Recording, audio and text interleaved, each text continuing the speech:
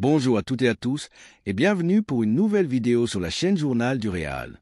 Aujourd'hui, on se retrouve pour évoquer l'actualité du mercato madrilène et peut-être pour l'une des toutes dernières fois concernant ce mercato estival. En effet, selon les informations fiables de Fabrizio Romano, le marché des transferts du Real Madrid est désormais clos. Cela signifie non seulement la fin de toutes les spéculations autour d'éventuelles arrivées, mais également le terme du feuilleton concernant Rodrigo, qui a occupé une grande partie des débats ces dernières semaines. Justement, Rodrigo sera notre deuxième sujet du jour. Mais cette fois, il ne s'agira pas de rumeurs de transfert, mais bien d'une réflexion d'ordre tactico-technique. Pourquoi? Parce qu'hier, lors d'un live consacré au tirage au sort, Jordan a remis en avant une information intéressante déjà évoquée en 2023.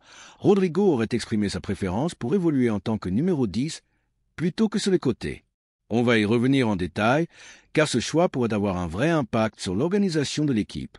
Mais avant de nous plonger dans cette discussion tactique, il faut revenir sur la situation globale du mercato du Real Madrid. Comme je vous l'ai dit, Romano affirme que tout est bouclé, et Pablo, de son côté, dispose également d'échos qui confirment cette tendance. Bref, tout semble indiquer que le Real Madrid n'enregistrera plus aucun mouvement dans les prochains jours. Sin avertissement, petit rappel avant de poursuivre. Si vous appréciez le contenu, pensez à vous abonner à la chaîne, à liker la vidéo et à consulter la description pour ne rien manquer. On vous prépare énormément de contenu qualitatif et on est très heureux de voir la communauté grandir. À vous de jouer aussi de votre côté. Ça fait toute la différence. Revenons maintenant à nos sujets. Pablo, comment vas-tu aujourd'hui? On se retrouve encore une fois pour échanger. Et il faut souligner que ce n'est pas un jour comme les autres. Le Real dispute un match important ce soir au Santiago Bernabéu face à Mallorca dans le cadre de la 3e journée de Liga. L'ambiance monte déjà. Le coup d'envoi approche dans moins de 9 heures et on espère évidemment voir notre équipe empocher 3 nouveaux points. Restez connectés, car Pablo et moi serons en direct sur Twitch et YouTube pour vous commenter tout cela ensemble. Mais au-delà de ce match, revenons au mercato. Il reste officiellement 3 jours avant la fermeture et certains espéraient encore une surprise de dernière minute. On parlait par exemple de possibles pistes venues de Premier League avec Crystal Palace, Adam Wharton ou encore Keane Smith. Finalement, il n'y aura rien. Les dernières heures peuvent toujours réserver des surprises, mais tout indique que l'effectif actuel sera bien celui de la saison. Même Manchester City, qui avait relancé timidement le dossier Rodrigo en reprenant contact avec l'entourage du joueur, se retrouve bloqué par son propre besoin de dégraisser l'effectif. En clair, rien ne devrait bouger. Le Real Madrid considère donc son mercato terminé. Rodrigo reste dans l'effectif, et c'est avec ce groupe que Carlo Ancelotti attaquera la saison. Alors, la vraie question est la suivante. Êtes-vous satisfait de ce mercato? Donnez votre avis en commentaire. De notre côté, si on doit mettre une note, la discussion est ouverte. Certains diront 7 dixièmes, d'autres 6,5 ou peut-être moins. L'idée, c'est qu'on a très clairement renforcé un secteur qui posait problème la saison dernière, la défense. Avec l'arrivée de Kara notamment, on respire. Enfin, un latéral gauche capable de prendre des initiatives balle au pied, d'attaquer sans peur et de tenir défensivement. Ajoutons à cela l'apport de Tran, qui reste une référence mondiale à son poste, et on voit une vraie progression. Carvajal revient également, et Mstenion représente une pépite à polir sur le long terme. Index ouvert pointant vers la droite blanc, mais il reste un manque. Beaucoup estiment que le Real aurait dû recruter un défenseur central supplémentaire. En cas de blessure d'Alaba ou de Rudiger, l'équilibre défensif pourrait être fragilisé, car les solutions sur le banc ne convainquent pas totalement. Côté positif, il faut souligner le potentiel énorme de Kara. Certains le voient déjà comme le futur meilleur latéral gauche du monde. Son absence en sélection espagnole a surpris, surtout quand on sait que d'autres comme Balde, Grimaldo ou Cucurella ont été convoqués. La concurrence est féroce en Espagne à ce poste, mais intrinsèquement, beaucoup pensent que Kara n'a rien à envier à ses joueurs. Il devra cependant confirmer sur la durée et mériter sa place. Enfin, un mot sur Gonzalo, dont le cas interroge. L'Espagne manque cruellement d'un vrai numéro 9 depuis les années David Villa et Fernando Torres. Morata ou Diego Costa n'ont jamais vraiment réussi à s'imposer comme références incontestables. Alors, pourquoi ne pas déjà miser sur ce jeune joueur prometteur qui a montré de belles choses avec le Real? Quand on voit que d'autres jeunes du Barça ont été appelés très tôt, on peut légitimement se poser la question. En résumé, ce mercato du Real Madrid laisse des avis partagés, une défense renforcée, une pépite comme Kara qui peut exploser, mais aussi un certain manque de profondeur au milieu et en charnière centrale. Franchement, je le répète, je n'étais pas spécialement inquiet concernant Kara. Déjà à Benfica, on avait pu constater qu'il possédait un bagage technique solide et un volume de jeu impressionnant. C'est un joueur capable de se projeter, d'apporter offensivement. Et même si sa vitesse n'est pas forcément sa qualité première, il compense par son intelligence de jeu et surtout par sa qualité de passe. Ce garçon sait lancer ses coéquipiers. Il a une vraie vista, une vraie capacité à distribuer et à être un point d'appui dans les phases offensives. Maintenant, là où j'avais un vrai doute, ce n'était pas sur ses qualités intrinsèques de footballeur, mais plutôt sur son mental. Est-ce qu'il allait être capable de porter ce maillot du Real Madrid, de gérer cette pression énorme qui a déjà écrasé tant de jeunes issus du centre de formation ou venus très tôt au niveau? C'est toujours cette interrogation-là que j'ai avec les gamins. Ont-ils les épaules pour supporter cette institution, pour s'imposer face à la concurrence et à l'exigence quotidienne du Real? Et très honnêtement, après seulement 2 ou 3 matchs, Kara a commencé à dissiper mes doutes. Il a montré qu'il n'avait pas peur, qu'il avait cette audace et cette assurance indispensables pour réussir à Madrid. Dans l'attitude, il me rappelle énormément Dani Carvajal à ses débuts, un joueur qui, en revenant de son prêt au Bayer Leverkusen, n'avait pas hésité une seconde, qui avait montré immédiatement qu'il voulait s'imposer et qu'il avait faim. Eh bien, Kara me donne exactement cette impression, un gamin qui veut croquer le ballon, qui veut s'imposer sans complexe. Alors oui, je maintiens qu'on a payé cher, sans doute trop cher. Les circonstances ont joué contre nous, on était en position de faiblesse dans les négociations. Il fallait absolument recruter à ce poste, et forcément Benfica a fait grimper les enchères. Mais malgré ce prix élevé, je pense qu'aujourd'hui on tient une recrue capable de marquer l'avenir du Real Madrid. Et finalement, c'est peut-être ça qui compte le plus. D'ailleurs, ça me fait penser au remplaçant de Kara à Benfica, le jeune latéral Rafael Obrador, qui vient lui aussi du Real. Je l'ai vu jouer récemment au Portugal, et honnêtement, il faut aussi garder un œil sur lui. Match impressionnant, profil prometteur, encore une fois un produit de la Fabrica. On a l'impression que notre centre de formation produit une série ininterrompue de latéraux, alors que paradoxalement, pendant des années, c'était un poste où on avait justement énormément de mal à trouver des solutions fiables. Mais revenons à Kara. Si je prends du recul, je pense sincèrement qu'il s'agit là du meilleur coup du mercato pour le Real Madrid. Avec ce recrutement, le club a commencé à corriger un secteur qui, depuis plusieurs saisons déjà, avait besoin d'un renouvellement profond, la défense. Honnêtement, ce chantier aurait dû être entamé il y a 1 an ou même 2 ans. La victoire en Ligue des Champions 2023/24, aussi magnifique soit-elle, a en quelque sorte retardé ce processus. Parce qu'on a gagné, parce que Bellingham, Vinicius et Ancelotti ont porté l'équipe, parce qu'il y avait une dynamique de groupe incroyable, on a repoussé certaines décisions. Mais il fallait déjà penser à reconstruire la ligne défensive, et Kara, pour moi, est la première pierre sérieuse de cette reconstruction. Maintenant, soyons clairs, tout n'est pas parfait. Si on devait tirer un bilan global du mercato, il reste beaucoup de zones d'ombre. L'attaque, par exemple, reste un chantier immense.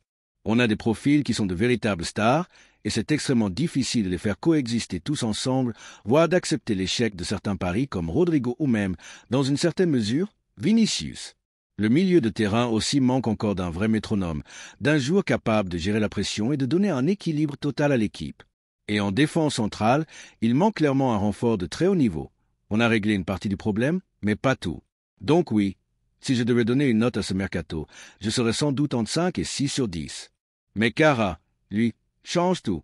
Il me fait basculer vers un jugement plus positif, parce que je crois que ce joueur a tout pour devenir, à court terme, l'un des meilleurs latéraux gauche du monde, et à long terme, une pièce maîtresse de l'effectif pour les 10 prochaines années. Rien que pour ça, cette recrue donne une autre dimension à l'évaluation du mercato madrilène.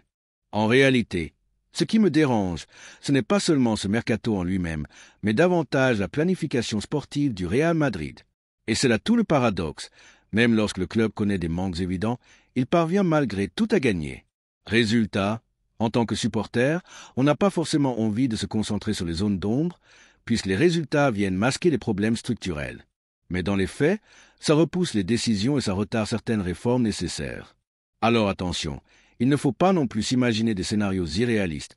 Non, le Real Madrid ne va pas recruter au mercato d'hiver, ça n'arrive quasiment jamais. Tous les ans, certains s'accrochent à cette idée, mais la réalité, c'est que le Real fonctionne différemment. En revanche, il y a une évolution intéressante avec ce nouvel entraîneur, le retour d'une vraie confiance accordée aux jeunes. Et ça peut déboucher sur des surprises. On ne serait pas à l'abri de voir émerger un joueur du centre de formation qu'on n'attendait pas. Personnellement, j'adorerais que ça arrive. Déjà, On a vu que Gonzalo pouvait remplir un rôle précieux, celui de doublure en attaque, rôle qu'Ancelotti réclamait dès le début du mercato. Et mine de rien, ça change la donne. L'effectif est peut-être mieux équipé que prévu pour affronter la saison. Alors bien sûr, sur le papier, on a de la quantité, mais qualitativement, il reste encore 2 ou 3 postes où la rotation paraît fragile. C'est là le vrai problème. Le banc existe, mais le niveau chute trop brutalement quand on sort les titulaires. Après, comme je le répète souvent, il n'y a pas de mauvais joueurs, seulement de mauvais contextes. À l'entraîneur de trouver la formule pour mettre chacun dans les meilleures conditions. La saison dernière, on avait été plombé par une cascade de blessures, notamment musculaires. C'était quasiment une hécatombe toutes les 2 semaines. Cette année, le staff semble avoir appris. La préparation est différente et pour l'instant, après 2 matchs, on n'a pas de blessés musculaires à déplorer. C'est déjà un progrès énorme par rapport à l'été dernier où des aoûts on perdait déjà des joueurs. Espérons que ça dure, car une fois encore, si 1 ou 2 titulaires tombent dans des postes clés, ça peut rapidement devenir une catastrophe tant le fossé de niveau est grand. Sur le plan offensif, il reste un non-dit majeur. Le club n'a pas vraiment réglé le problème de la ligne d'attaque. Honnêtement, je m'attendais à ce qu'au moins un des 4 gros profils parte cet été, parce qu'il est très difficile de les faire cohabiter. Mais finalement, tout le monde est resté. Et cela crée une incertitude. Vinicius et Rodrigo ont encore beaucoup à prouver dans leur adaptation aux nouvelles dynamiques, et personnellement je n'ai pas encore toutes les certitudes nécessaires. Beaucoup de débats tournent autour de Rodrigo. Certains doutent de son acceptation d'un rôle moins central, mais moi, j'ai confiance. Je pense que ce mercato l'a remis les pieds sur terre. Il sait que s'il réalise une grande saison, des opportunités s'ouvriront pour lui à l'avenir.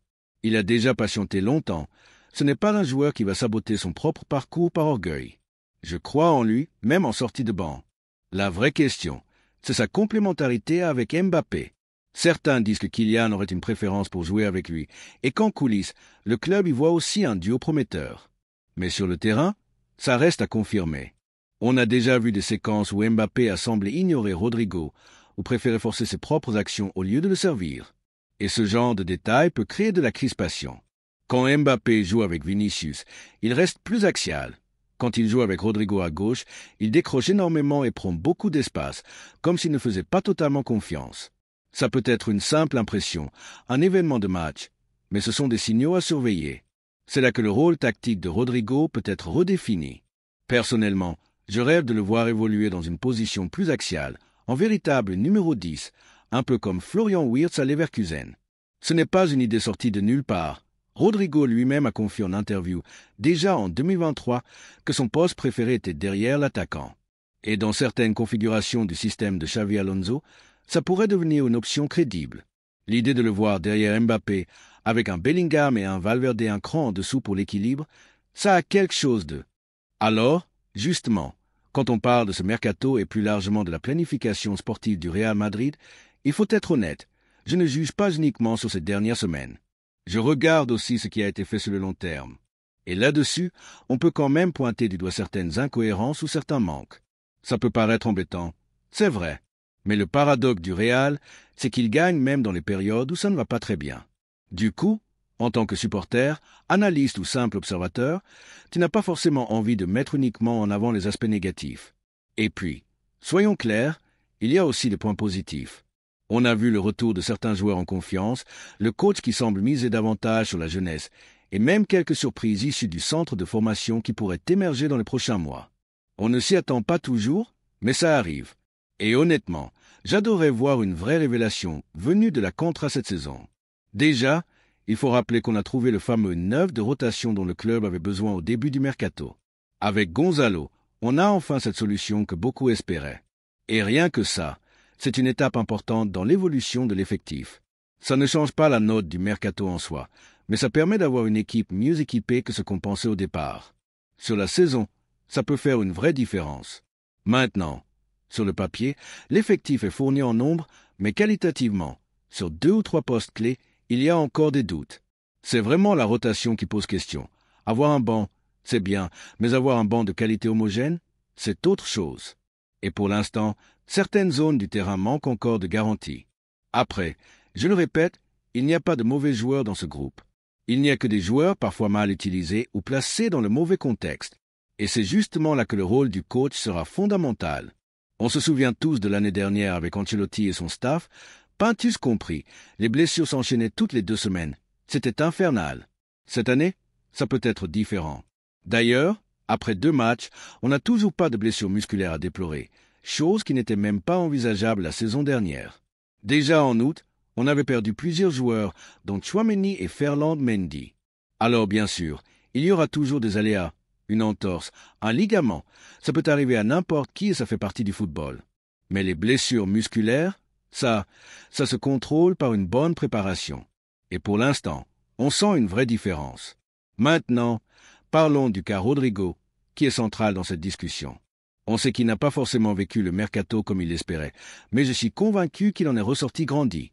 Il a pris une claque, il est revenu sur terre, et je suis persuadé qu'il ne fera pas la tête s'il doit démarrer sur le banc lors de certains gros matchs.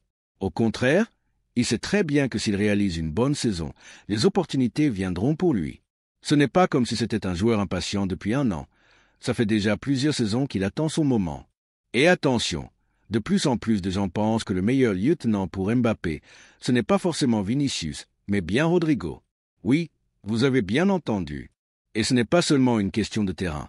C'est aussi une histoire de relation, de complicité entre les joueurs. Mbappé aime jouer avec lui. Alors bien sûr, ça peut parfois crisper, notamment quand on revoit certaines images comme contre Oviedo, où Mbappé a oublié Rodrigo 2 fois de suite alors qu'il était démarqué. Forcément, ça laisse des traces, mais pour moi ce sont des détails de match.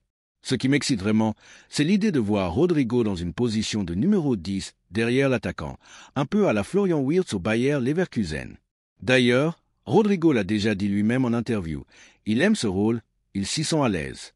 Et avec un coach comme Xavi Alonso, qui a montré à Leverkusen qu'il savait utiliser des joueurs derrière un attaquant dans des systèmes comme le 3-4-3 ou le 3-5-2, ça pourrait vraiment marcher. Après, les paroles c'est bien, mais maintenant, on attend la démonstration sur le terrain. Alors bien sûr, à gauche, Rodrigo peut aussi être performant, il l'a montré récemment. Mais le mettre dans l'axe, connecté au cœur du jeu, c'est peut-être la clé pour casser cette impression de prévisibilité qui pèse encore sur le Real. Parce que oui, pour l'instant, l'équipe est encore trop lisible, trop prévisible. Il faut du temps, forcément, mais la solution pourrait venir de ce genre de repositionnement. En tout cas, voilà pour ce long débat autour du mercato, de Rodrigo et de la planification sportive du Real Madrid. Maintenant, c'est à vous de nous dire ce que vous en pensez. Quelle note vous donneriez au mercato madrilène sur 10 ? Est-ce que vous croyez à Rodrigo en numéro 10 derrière Mbappé ? On attend vos avis dans les commentaires. Et bien sûr, si vous êtes encore là, n'oubliez pas de liker, de vous abonner et de nous suivre sur le site, les réseaux et la chaîne YouTube Le Journal du Real.